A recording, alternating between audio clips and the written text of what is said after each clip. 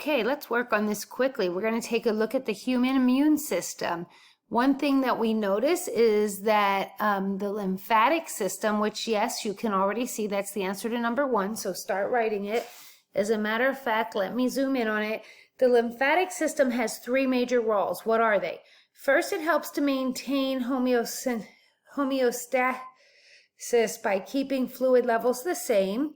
Next, it absorbs fat from the digestive system. And finally, it helps your body fight disease. So which system does those 3 things? Your answer should be number 1, lymphatic system. Okay, I guess I did that one kind of quick, but let's scroll down. Next, we're going to take a look at the innate immune system. So of course, that's going to be your next answer. Since you have 3 words to write, go ahead and start writing. Meanwhile, what is the innate immune system? It includes the part of the body that fight off or protect the body from a wide variety of diseases. So what system protects the body from diseases? Answer, the innate immune system. Moving on to question number 3. What is the body's first line of defense? Number 3. What is the body's first line of defense? Your skin is. Let's go on to number 4. There are 3 secretions that your body produces to help protect it from disease. What are the 3 secretions? Sweat, tears, and mucus. That is the answer to number 4. The 3 secretions that the body produces to help protect it. Sweat, tears, and mucus. It keeps your body wet, so that's, good. And it also can attack pathogens and get rid of them. So like mucus in your mouth, if something flies in your mouth, the mucus wraps around it and then you have to spit it out. Or you get something in your eyes and you start to tear up. So that's an example of that. Now I need to look at my cheat sheet because I forget what number we're on. Let's see. What secretions are produced? Number 5. What is the type of white blood cell that destroys foreign invaders by surrounding them and swallowing them? So let's get back to our page here and let's go to number 5. Here we go. What type of white blood cell wraps itself around that bad invader that gets in your body and attacks it? Phagocytes. Yeah, I like to make sure my body has phagocytes because it's going to kick butt in my blood system by wrapping around and getting rid of those bad foreign invaders. Okay, so why do body tissues become inflamed? Name the 2 reasons why body tissues become inflamed. Can anybody guess the 2 reasons? Oh yeah, look, you didn't even have to tell me. It's right there in yellow. Infected and physical damage. Infection and physical damage are the 2 reasons that body tissues become inflamed. Doing awesome, but I do need a cheat. Let's see.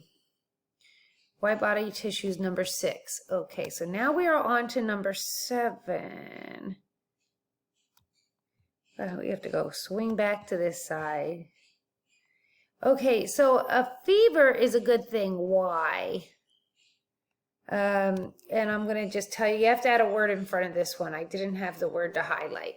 But the reason why a fever is good because it slows down microorganism reproduction. So what does a fever do? Please add to your paper, slow down. Slow down what? Slow down microorganism reproduction. You can see that right here. What does a fever cause? Slowing down of microorgan reproduction. Okay, so we're almost done. Let's get back over here. I thought this was interesting because I didn't even know this. But did you know that we have a pack of proteins? And this pack of proteins attaches themselves to pathogens or foreign things in your body. And then once it attaches them, it damages their plasma membranes.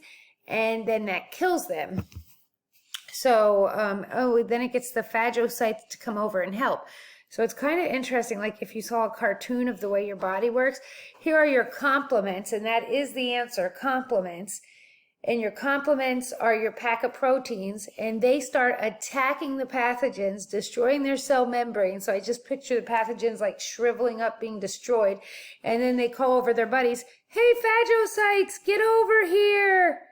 We've destroyed these invaders. Now take them out of our body." So then the phagocytes surround these invaders and get rid of them. I don't know. I thought it was pretty interesting. Anyway, let's just take a look at this. The interferon. So we already had all these other things happening, and now we're going to talk about the interferon. And the interferon will go to unaffected cells and help make antiviral proteins. So now we already have all this other stuff going on, but now along come the interferons, and they produce antiviral proteins. And what do these antiviral proteins do? This is your answer to number 9, I believe. Let me check my little cheat sheet and make sure I'm giving you the right number. Yes, I am. Number 9, they stop the virus from multiplying. Stop the virus from multiplying.